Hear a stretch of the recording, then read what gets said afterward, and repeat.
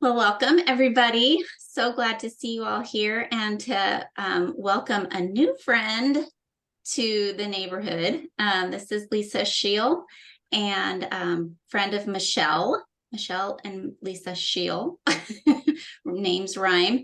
But so glad to have Lisa with us today. She's going to talk to us a little bit about she's in the marketing world. So she and I kind of speak similar languages in professional life. And I'm really excited to talk to her a little bit today about how to understand our audience more deeply. So welcome, Lisa. Thank you so much. And thank you so much for having me here. And I'm just delighted to meet you all.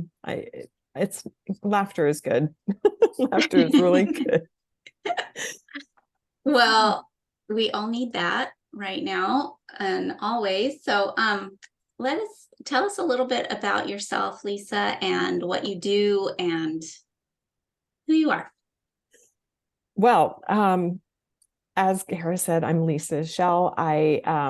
And funny story, it's pronounced Schell and nobody gets it right the first time. Sorry. But when I was no, it's okay. When I was a preschool teacher, all the kids called me Miss Schell, and they didn't go with the misses. They just called me Miss Schell. And for the longest time, parents would come in and they'd be like, "Hi, Michelle, I have a question for you." And so everybody just would call me Michelle, and we just totally ran with that. So it just reminded me of that. But okay, I'll just start with that. So my background, yeah, I come from a marketing space, but I sort of just fell into marketing. My dad was in the advertising world back in the 60s with the 4-pack-a-day cigarettes in Madison Avenue advertising agencies. And then eventually he started his own business. And so I kind of just always grew up around creative and around, marketing and advertising. Never thought I would go into it as a career. And then when I left college, my first job in a recession was working as a temp at a promotional marketing agency. And that's sort of how I fell into it. So over the years, I've done, promotional marketing and advertising in the agency space, but really gravitated towards the writing and the messaging always. There have been times when I've been in project management and account management and so forth, but, just kept gravitating back toward words. Which is why I'm just so delighted to know about the writer's block and now be part of this community. And just, there's nothing I think more exhilarating to me than just being around creators.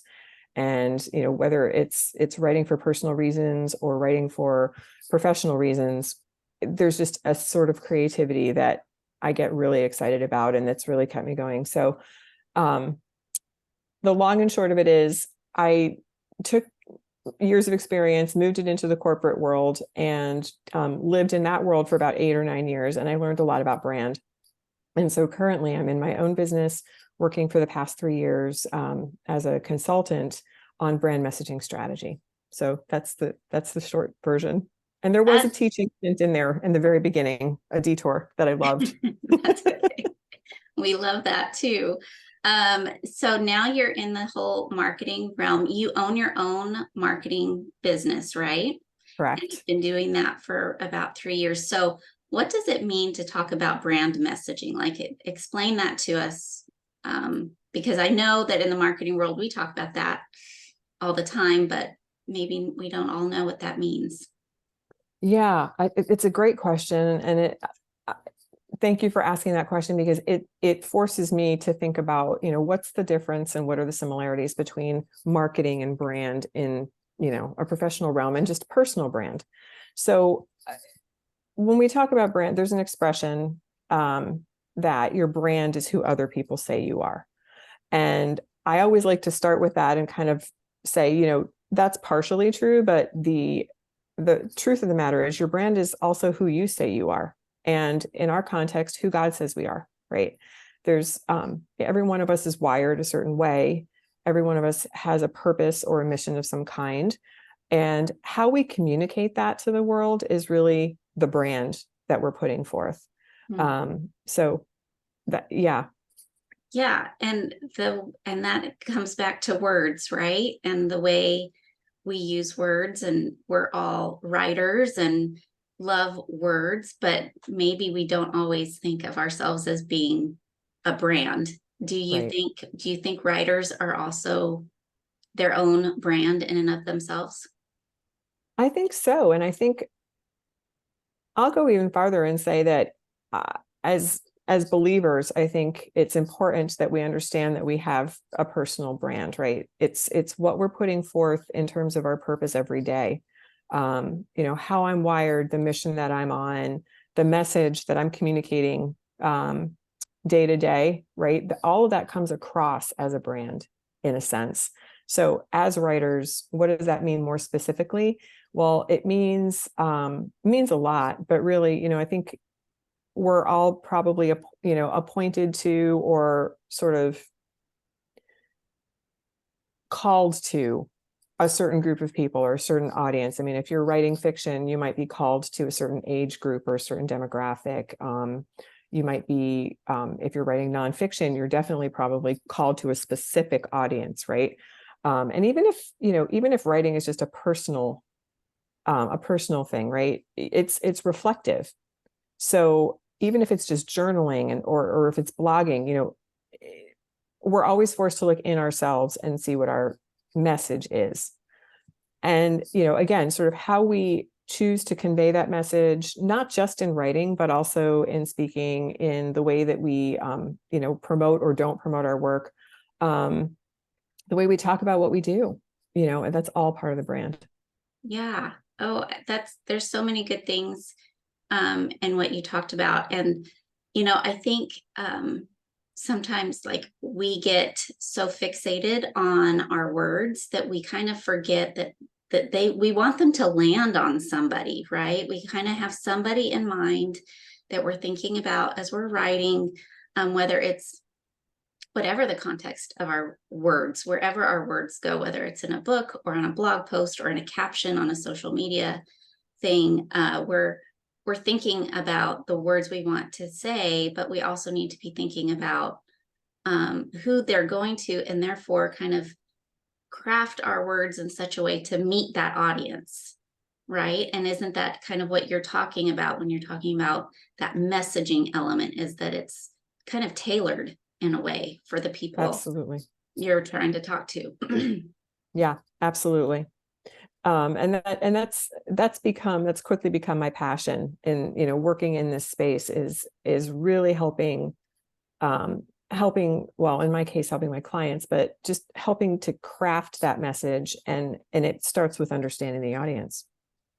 Yeah, absolutely. So what kind of writing do you do in your line of work? What does that look like for you? Well, it a lot depends on who the client is. I do business to business work, which is just helping one professional services kind of market to another professional service or company. And so the type of work that I've done over the years has varied from what we call typical copywriting. So if you see a headline in an ad or a catchy phrase or something like in a social media post, just general copywriting, but then also content writing, which is it's a type of marketing writing that is, when you get on a website and something says, download my free booklet on such and such, or, sign up here for a quiz.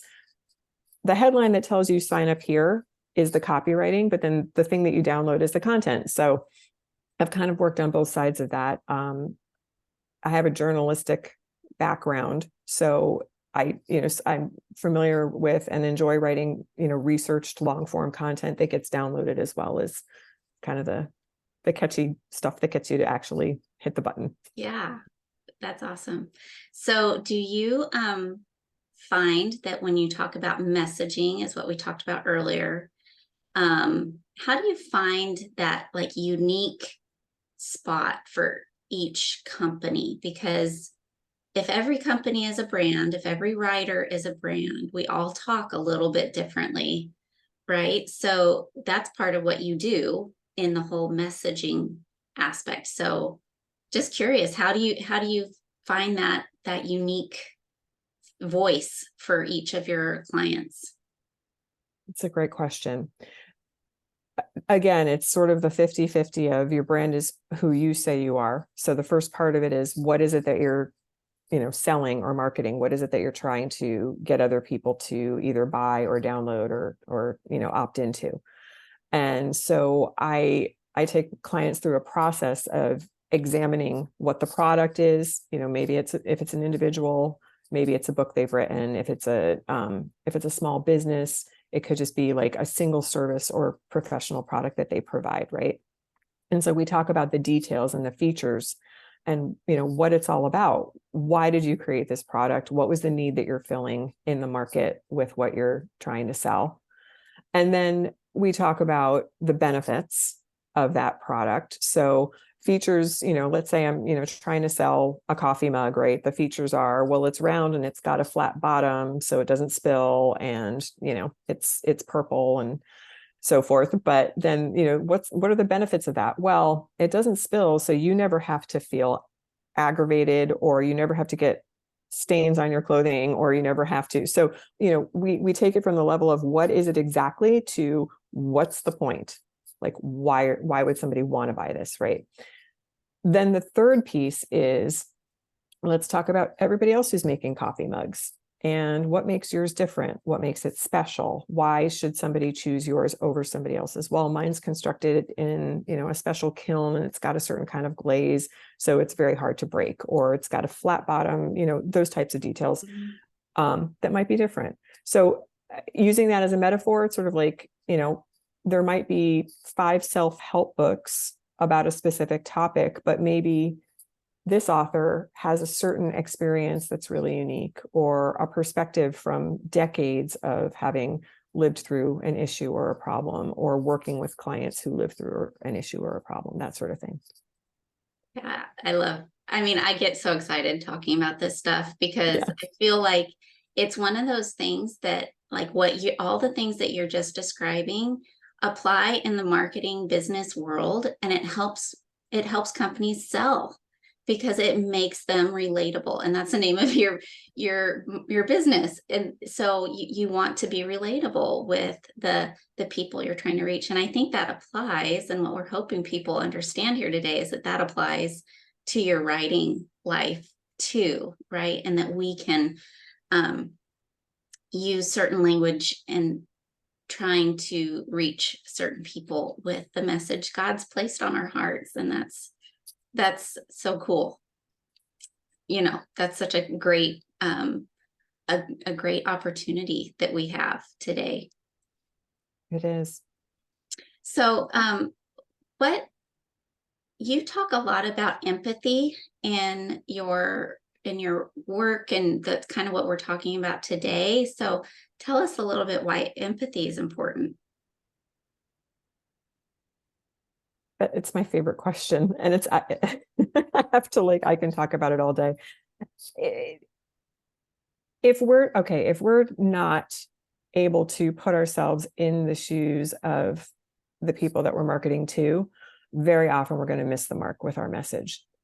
And the only way that I can explain it is, I think we've all probably had an experience where somebody is just not hearing us, where we haven't felt heard, right? We're trying to get some kind of a pain across or a problem across to somebody, and that person just is missing it, not hearing it.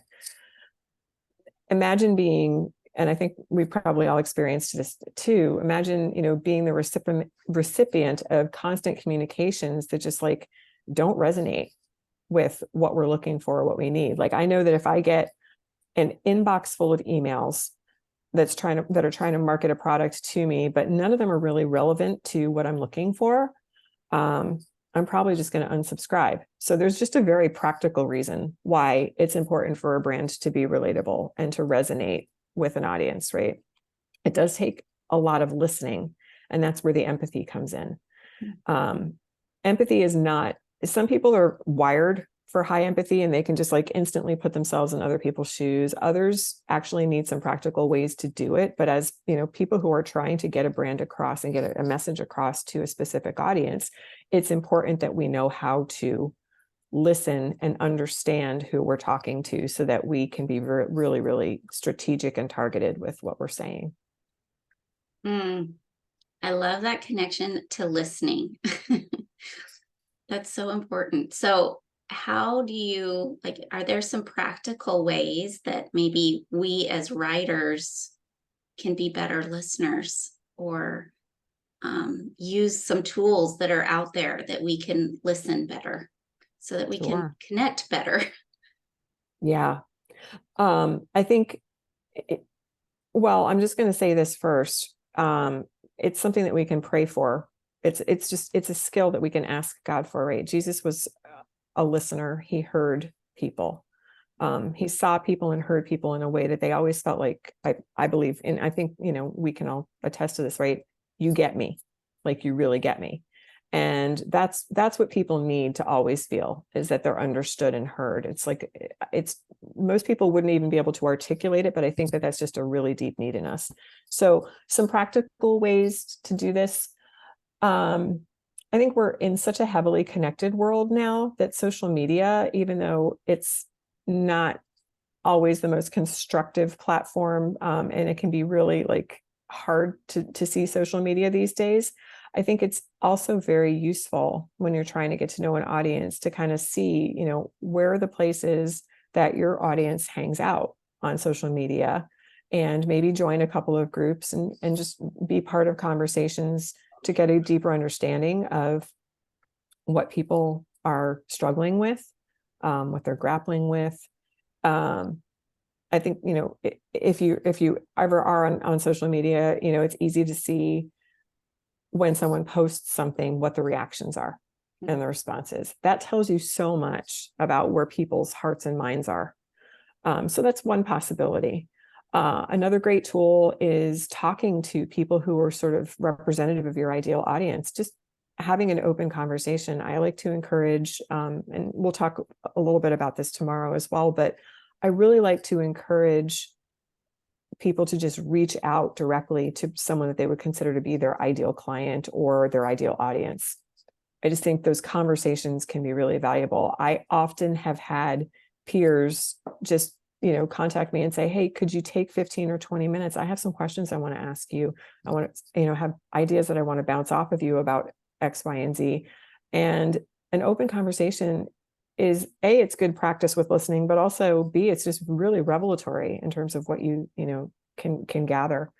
Yeah, I mean, those are two places to start. One is definitely a little less personal. Oh, and the third thing is interacting online. So, not just reading people's comments, but actually engaging with them, asking questions. I think one of the dangers of social media is that people say a lot of stuff, but they're not asking a lot of questions.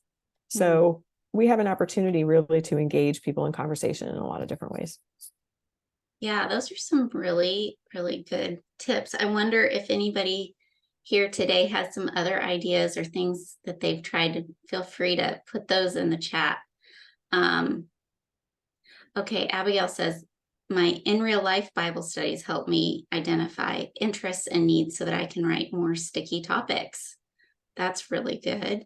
Yeah, just the in real life conversations that we're having are really excellent for us to get material from, and also just to keep people in mind sometimes as we're writing. Cheryl says, Love that. my weekly prayer group, my book club. Yeah. Yeah, those are your people, right? Where your ear is to the ground and listening to what people are going through. Do you think, Lisa, that there are maybe some typical areas where we get kind of blind to, the way in which we market our work? Like maybe we're stuck in a certain pattern of doing things that is not necessarily resonating with our audience? That's a really great question. I love that. And yes, I think I would say the most common issue that just about everybody comes across, including myself, is just being really close to your topic. And when you know your topic really well, there's a sort of shorthand that you use to think about it and to talk about it, right? So it's trying to unpack for somebody who doesn't know anything about it what the value is when you know it innately in your mind and in your heart. So that can create all kinds of blind spots. That's kind of like, if I've been playing baseball for 30 years, I don't have to explain how to swing the bat. My body just does it automatically, right? So our mind does that as well. We just don't need to go through the steps because there's that muscle memory. So that can create blind spots in marketing for sure. It's why it's really important to go back to those first, 2 or 3 steps of, okay, your product or your book or your topic really, really well. So let's now unpack what's important about it to your audience, to your readers. Yeah, you sometimes have to put on like this totally, like we were talking about glasses earlier before we hit record, different glasses, right? For looking at your topic. You're so close to it and you know it so well. You have to put on glasses of somebody who doesn't know your topic and talk to them, because sometimes, you have to define terms that you may have just kind of taken for granted that your audience knows what you're talking about. So true. Abigail said, I keep thinking of Paul's all things to all people for the sake of the gospel, and yet I have a unique voice. I will not teach at all, others can. This is the balance I haven't figured out. Yeah, I think what you're saying is like, why should I teach? Is that kind of what you're saying, Abigail? That self-doubt that kind of creeps in. Hi, can you hear me? Yeah, we can hear you. Okay. So not so much, well, maybe there's some self-doubt, but kind of like the chameleon. How much am I going to shape my message to meet an identified need, to become all things? And how much am I going to say, you know what, I'm not going to meet all the people, obviously, with all their needs. And I'm going to be content that I say this in this unique way that is not going to, and I think probably your answer would be try to reach more, but still, yes, you can't reach everyone. So that's what I mean. I haven't figured it out. How does that make a little more sense? Yeah, go ahead, Lisa. Do you Okay. you Yeah, have Kara, comments on that? Yeah. I do. Yeah. I love that question. And wow. Okay. So there's 2 ways that I think I could answer that. And the first is just really specifically to Paul. I think, it's the for the sake of the gospel part, right? So Paul has multiple audiences, but a single message, right? So how and when he conveys that, and we're going to talk a lot about this tomorrow, or a little bit about, we're going to touch on how Jesus did it. But the way that I see this verse is he's preaching the good news where in whatever context he happens to find himself in. So if there's, if there are cultural differences, he needs to walk in the shoes of the audience in that moment. And so that's almost exactly what we're talking about here with empathy, with like looking through, the glasses of your audience. He found himself in so many different settings with so many different people that needed this message, right? So that is a huge challenge. And it's a great question that requires, again, like I'm sure that Paul had to walk into those places and not just make assumptions about the culture that he was in, but actually get to know them for a while. I think about, the pace that we live in versus the pace back then, right? Imagine how long it takes to get to the place, and you've got to set up a place to live. He was a tent maker, so he's like working while he's, going through all the stuff, right? The pace takes longer. And I would imagine that he was like immersed in that culture for a while. So I guess the question is, first we have to sort of identify for ourselves, like, are we called to a broader audience, or are we called to a really tight niche, or, a very specific audience? And then just sort of trust the process of getting to know each of those audiences and finding nuanced ways to communicate that single message. Does that make sense? Does that answer the question? Yeah, Abigail, that was a great question. I feel free to chime in. She says, yes, thank you. But yeah, I love that concept of Paul is so good, because like he did study the culture around him. At Mars Hill, he said, I can attest, you all are religious people. You've got temples to everybody, but let me tell you about the unknown God, and so he was a student of the culture and was figuring out ways in which to speak to that culture. I think is a really good lesson, probably in empathy, right? Like, I think Paul was probably very empathetic, a good listener, a good observer of people. And studying people helps quite a bit. In fact, I think that's what Christina said. Being a student of new things helps give me perspective on my own language barriers with others that aren't as well versed. Yeah. So just kind of being an active student and learner all the time. Yeah. So feel free at this point, like, you all have a lot to say and chime in on this. I want this to be time that is beneficial to you, and just put Lisa even more on the hot seat. Sorry, Lisa. But just feel free to unmute if you have any questions about this whole empathy and getting to know your reader. Yeah, I think a lot of times we think of personal brand and we're picking out colors and fonts and trying to make sure that we're consistent on something. But in reality, I have friends who persistently share their own brand. And I know that they do that because I'm on Instagram and I'm like, oh, I need to share this with them. And it's already their post. And so it's that idea of like, when I run across something not directly with them, it makes me think of them. And so it's not about a specific color. It's about who you present yourself as. Absolutely true. Absolutely true. I had a colleague at work who used to say it. So, I mean, it's kind of funny and it's kind of silly and frivolous, but she would say, if a man's taking a woman out to dinner, she could be perfectly polished and her makeup and her hair can look great, but it's when she opens her mouth and says something that the quality of her personality comes out right. So it's like, the color and the font, all of that stuff is great and important, and there's nothing, inherently wrong with that. But the message is really what people need to hear. And so, yeah, it's a great observation. I'm looking at the comments and seeing here about Paul narrowing his audience. And yes, amen to that. He was a missionary to the Gentiles. And these are just great observations. So. Yeah, I've also heard brand being described as a shortcut for the brain. And I've always really liked that as well, because brand is what you think of when you think of, fill in the blank.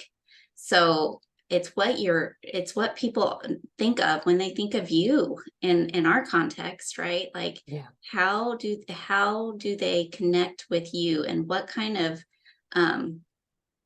things are you known for? Is that stickiness factor that I like to think of with brand, or at least that we need to aim for in our brand. And yeah, stickiness. The way we message out to others. So what I was thinking about when you mentioned earlier about how even just on a personal level, like, it's how we present ourselves, like, it made me think of certain people I know on social media, and how, like, okay, well, this person is the one who always makes a big deal about, this political thing, or, you know what I mean? Like, even if it has nothing to do with the business or your writing or anything like that, like, we become known by how we present ourselves. And so it's interesting to think, as ambassadors for Christ, like, how do we come across as being someone who's argumentative, or who makes take stands on a bunch of controversial things, or you know what I'm saying? It was just interesting to think about it from that perspective, and how the messaging is really the primary way that we're known. Yeah, it's definitely the vehicle, right, for all of that. And we, in terms of stickiness, right, like, that's such a great word. I love that. It's like, yes, we want it to stick. We also have to be really mindful that it sticks, and we want it to land the right way. and so, to Amy's point, it's like you get, especially when you're putting something in writing, right? You get one opportunity. It can be that first impression that sticks. So is your message consistent? Is it on target and on point?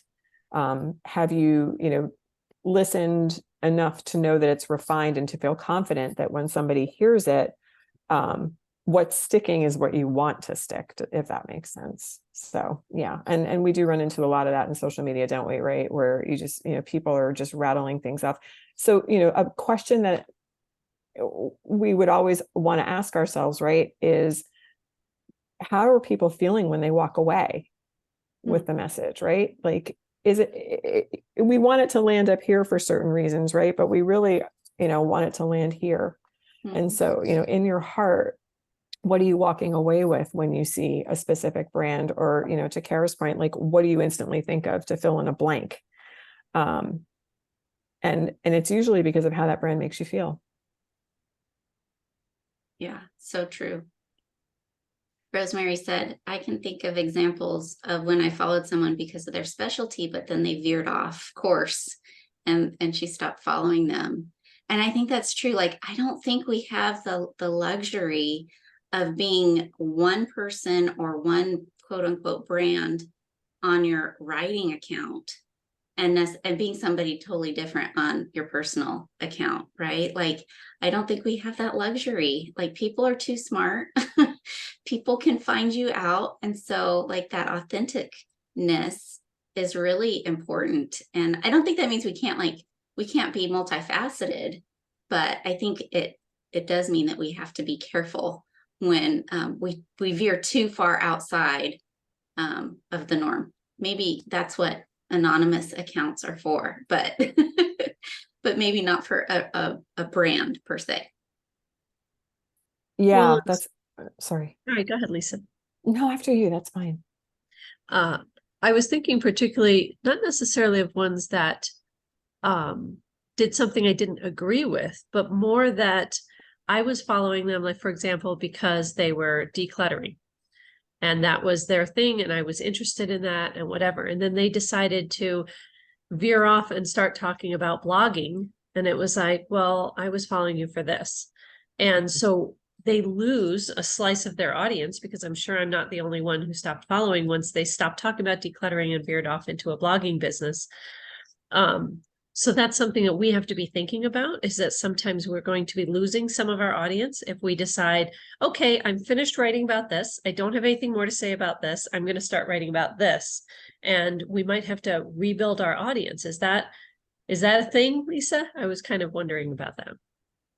Yes. I mean, I think that's a fantastic point. It kind of ties back to the idea of, should we be all things to all people, right? Like, can we be all things to all people? We really can't. And I think yours, Rosemary, is a prime example of what can happen, right? We're just here to deliver a message. It's up to people to decide if it's for them or not. We can only go so far in, making sure that we've done our homework and getting to know them and, and understanding them and all of that. But sometimes the need drops off. Sometimes, an audience changes or matures, and sometimes your target moves. So, it's important, I think, that we, empathy is so important, but empathy can only go so far, right? We're not going to, if you're called to a specific message, it's sort of like, the prophets, like, God tells you to say something and you're saying it, right? Certain people are going to receive it one way and others may not receive it at all. All you can do is deliver the message. But think of, there are many Christian brands out there right now, right? So what do we want to be known for primarily? I think there is a baseline. We want to be known as loving. We want to be known as, and sometimes that means speaking truth in love. Back to Paul, right? He knew his audience really well. He knew how to communicate a message in a way that they could relate to intellectually and hopefully spiritually. But he didn't back down on what the message was. So there is that fine line. Some people are going to unfollow. I know,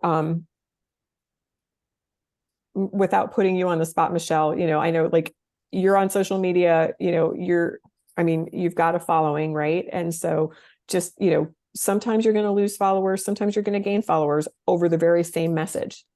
And I think that's something that we don't want to be constantly tiptoeing around a message because we're afraid we might lose followers, because it might resonate with someone else, and that just helps us grow. Do you Yes, think Amy asked if I was asking about when our message pivots. Yeah, I think that's partly it. I think, as Kara always says, we kind of have to be true to ourselves in our brand at the same time. So we're still ourselves, but we may have different, avenues that we want to talk about, different buckets, as they say, and things like that. And I don't know. I don't have a solid question. It was just kind of a general thing about how you might have, I don't know, say an infertility devotional following, but then you start talking about this other kind of devotional of someone who has a new baby and how they deal with it. And so you're going to have different audiences, and yet you need to stay true to yourself in amidst it all, and not be offended if the person who's following your infertility doesn't want to follow your new baby one, because that's obvious. They're two different audiences. And I don't know, I'm just exploring it and just kind of understanding how it all works.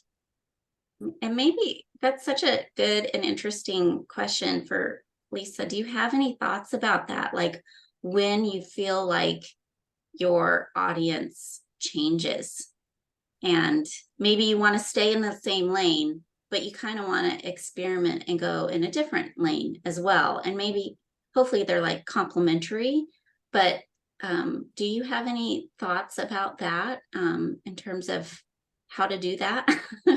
I think a lot of us feel like, oh, well, I've kind of like, like Amy, can I use you as an example? Like, she was talking a lot about spiritual disciplines, and then she kind of got into, understanding who your reader is. And so different people are attracted to those different topics. So do you have thoughts about that? Fantastic question that I think it's a really complex answer, because it can be very, very case specific. But so let's look at, okay, one option, right? Years ago, I was really, really convicted about and exploring the impact of marketing and advertising on young children. But my audience was parents. This was like on the cusp of social media, MySpace and things like that. We had 3 young girls at the time, and they were starting to get more and more exposed to things. And so there was a real concern. It was very much on my heart, did some research and some writing on that, and really felt like moms were my platform, right? If I had chosen to, eventually I probably could have shifted that to a different audience and could have spoken to kids about it, right? So in that scenario, same subject, but talking to 2 different audiences, right? So how I talk to a mom about this, who's super, super worried about her child, and who's, probably way more concerned with the morality issues and the safety issues and the security issues, right? To talk about social media. But if I'm talking to the daughters who, they're struggling with self-image, they're struggling with the fear of being left out, they're struggling with not wanting to fall behind or, not be part of the conversation, and so forth. So you can have a single message, right? And just direct it toward those different audiences according to what they need to hear. That's one scenario. Another scenario, which Rosemary and, Amy, I think, maybe this applies to you, right? You're just selling a completely different product. And when that happens, it's the same process over and over again. It's really very similar to when I was working for a company and we would release new products. We had to go back and do the homework all over again, right? You create a product for a specific audience. And if it's a different group than you're used to marketing to, yeah, it can get tricky on social media, but there are ways to communicate openly and say, I'm delving into this new thing. I think communication is really it. And so, Kara, it's a long way of answering your question, but No, it's good. It comes back to tactics, right? Like, what are the tactics that you're going to use to communicate this new thing to your audience and say, if you want to keep those original followers, then maybe you're mixing up your content. so that some days you're talking about this and other days you're talking about that. You know, I've had business experts say to me, you know, the world's moving so quickly that not everybody's paying attention to every single thing you post. And so you can get away with a lot. But I think it's also, yeah, right. It's comforting to know that. But at the same time, if, you know, the person who is paying attention or who might be an avid follower is like, well, wait a minute, I thought you were talking about how to bake brownies. And, you know, now you're telling me about health kicks. Like, what's up with that? You know? Yeah. So it's just like that constant, you know, intentional communication that I think, I mean, it's a lot to think about and can be time consuming and all, but it's worth it. It's worth the effort. Well, and I had found that the different readers were in different places, and that was helpful. Like my Instagram people, followers, were not the spiritual growth people. They were the writers. And so I felt like, okay, well, I can just target my social media to that audience, because the spiritual growth people aren't responding or really interacting with that anyway. But the spiritual growth people are on my email list, and I was able to segment those out. So it's like, okay, well, that's where they are. So then I can talk to them separately and not have to worry about trying to mix and mash everything up. But yeah, it's like they're connected. Some of the spiritual growth people are also writers, but then there's writers who, yeah. So it does get complicated to figure out how to manage them both. Yeah, I like what you said about the different places. And, you know, one of the things that I do in web design is like you make it really clear, like click this box if you're interested in, you know, it's like a choose your own adventure where you can segment out your look and feel, so that it's like, oh, if you're a parent here, kid here, teacher here, right? Like, so you can make your content fit into all these different buckets in a visual way too. And then you just have to, you know, massage that message you know, depending on who you're talking to. But you can kind of parse that out and make it not so confusing. I wonder too, and Lisa, I'd like your input on this. Sometimes on social media, I will see where there might be a post or a reel about like, hi, in case you're new here, or let's do another introduction. And then the person will just say, I'm April. I have a book called da da da da. I love to bake and craft and do all creative things and sew and knit, and I'm a dog mom and whatever. You know what I mean? It's like all, like we talked about, all the buckets, all the things you possibly could ever want to talk about. You just kind of either put it on a reel or list it out. And I wonder if that would be a way of either letting your people know that, oh, she's also a dog. I know that's silly, but I just wonder, like, what are your thoughts about that as a way of maybe slowly integrating or putting it all out there just so our followers or new people might know? That's a fantastic question. I mean, I would say, okay, so kind of like a real quick and easy answer is, for myself, like if somebody says something that's compelling to me on social media and I see it's gone viral, or somebody's, you know, shared it that I respect or whatever, I'm going to go instantly to that author's profile on Instagram, because I do want to know more about them. So for me, like that static profile that you write and then you just kind of like leave it there is, you know, that's where I get that information about that person. If I'm, yeah, I mean, I understand it would not occur to me to do that. And I'm not saying it's right or wrong. And I guess I could volley the question back to you. Like, how do you respond to that when you see, you know, that broad-based biography that tells you everything about the person? For me, I feel like you're every time you post something on a social media square, you're taking up real estate. So what's your message? How are you going to use that real estate in that person's mind? How are you going to make them stay and want to click through to your biography to find out more about you? And so my broad brush stroke would be to say, leave them wanting more. Don't just blurt it all out there. Like, to me, I would rather say something provocative in a post and have somebody click through to my website to find out more about me versus don't give it all away. yeah, Yeah. because unless, I mean, and I love my dog. I really love my dog. And I appreciate people who love their pets, their fur babies, right? So, it could resonate with somebody. It's not that it's not going to hook them necessarily, but is it really tugging on an emotional heartstring? Is it resonating with them in a deep way that's going to make them say, I want to follow you. I like what you're saying, So it's hard, unless I see the example, it's hard for me to, to gauge that. But just off the top of my head, I would say, make it provocative and inviting versus just laying it all out there like a bio. Oh, that's a good answer. Kathy asked a really good question. Do more people have too broad a message or too narrow? How can you grow and develop your own interests and maintain an audience? So there's two questions there. Do you think people have too broad a message or too narrow? That is a great question. I see Rosemary's response. That's a good one. Yes, Kathy. that's that one. Yeah. I'm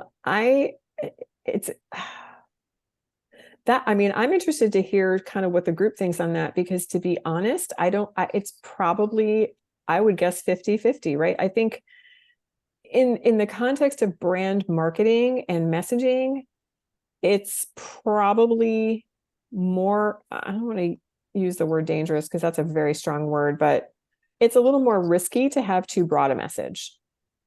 And the reason I think I would say that is because, and you're not even asking that question, but I'm just going to frame it like this. If you have too broad a message, it's more likely that people will skim over it or skim past it.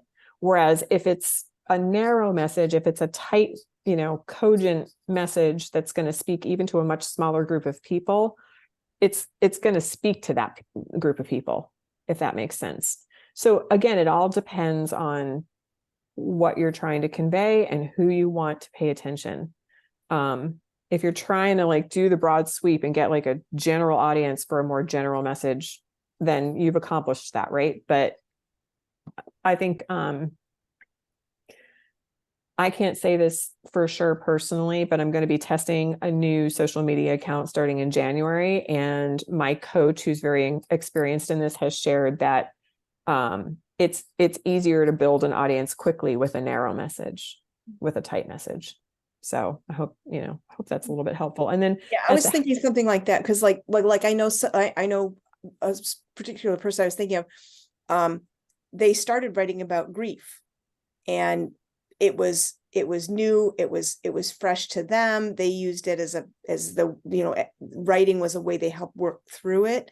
And then as they've gotten some distance from the loss, they have a different perspective and a different, kind of not that it's not that their interest has waned, but as they've learned to live with their own grief, they've changed or morphed a little bit. So they're only a certain segment of their audience is growing with them because they're the only ones that are in that same spot. So it was kind of a, do you, and then if you get branded as I only write about grief, how do you keep from being stale if suddenly you decide or God moves you towards it, something different. So I was curious.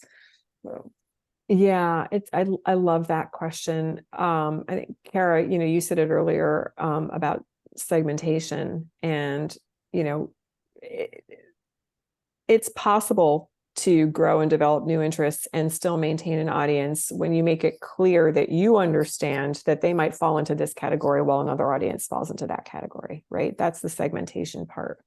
So that's and I think as writers, we are constantly exploring new things. So this is inevitably going to happen. So it's the intentionality of saying, I recognize you are my audience for this topic and you are my audience for this topic. I was there's a young lady in my small group who was telling us that she had started a podcast for people in their 20s. And I cheer for that, but I'm like, okay, but what happens when you turn 30? Because like, and you can create your own niche or I don't know, your audience that will want to grow with you, but you have to be careful, don't you, Lisa, when you're like kind of titling what you're talking about, because you do want to give yourself enough width that you can really dive into all of the issues of a 20-year-old, and you're going to be living in those issues for a decade. But then, what happens? Or like the moms who are, teach you how to potty train your kid. Well, that's a very finite period of time. Whereas, if you're saying, helping moms with toddlers or helping young moms with young kids, you can still be niched in that, like narrowing who your audience is, but not pigeonholing yourself into one specific thing, so that once people have taken your content and gotten what they needed from you, then they no longer need you anymore. Yeah, that's a really great point. I love that analogy, right? Because it's okay. So the question is, to your point, are you really talking about potty training? Like if you are just talking about the technicality of potty training, then you can pretty much just write a manual, right? But, some people had, like, I remember my daughter never went through terrible twos. She went through terrible threes, but everyone used to talk about terrible twos, right? So to your point, maybe it's just a mom who's, got really young children who are, and feels frustrated, or, like broadening that message, bringing it down to a more emotional level. Honestly, like, it's doable either way. Look at the chicken soup. Remember the chicken soup for the soul series? Mm-hmm. Like that expanded from chicken soup for the soul to chicken soup for, the mother of twins, to chicken soup to the, like, it just, they have found a gazillion audiences for chicken soup, right? That's so a good point. Yeah. It's just, again, you can have a brand that applies to 1 million people, but it's the strategy behind how you communicate to those individual audiences that matters. And, and to your point, don't get yourself in. Pigeonholing is a danger. I don't know though. I keep using the word danger. It's not really danger. It's risky, right? It's risky. But if you know specifically that you are trying to target that person who is potty training, because that's a pivotal moment. Like, I mean, we're using that as an example, but what's a pivotal moment in someone's life that happens? Okay, here's an example. A college graduate, like, most of those people are 22 years old and they're moving on once they've, gotten through that first year. But maybe there are specific problems that a new college graduate has that you want to write to, just pulling out topics about age, right?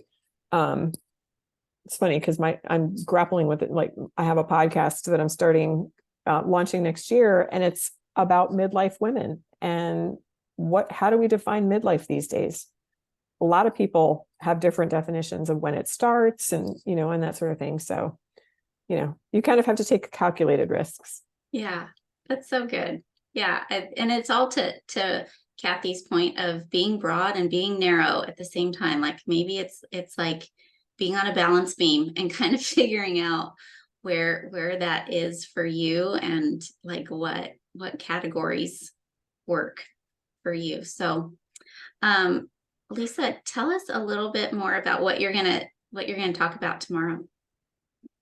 Yeah. So tomorrow we are going to talk a lot about empathy, and how an empathetic brand really stands apart from a run-of-the-mill non-empathetic brand. So I'll talk a little some practicalities, touch on a few of the points that I made earlier in this conversation today about the difference between, features and benefits and that sort of thing. And then we're going to talk a little bit about how Jesus had an empathetic brand.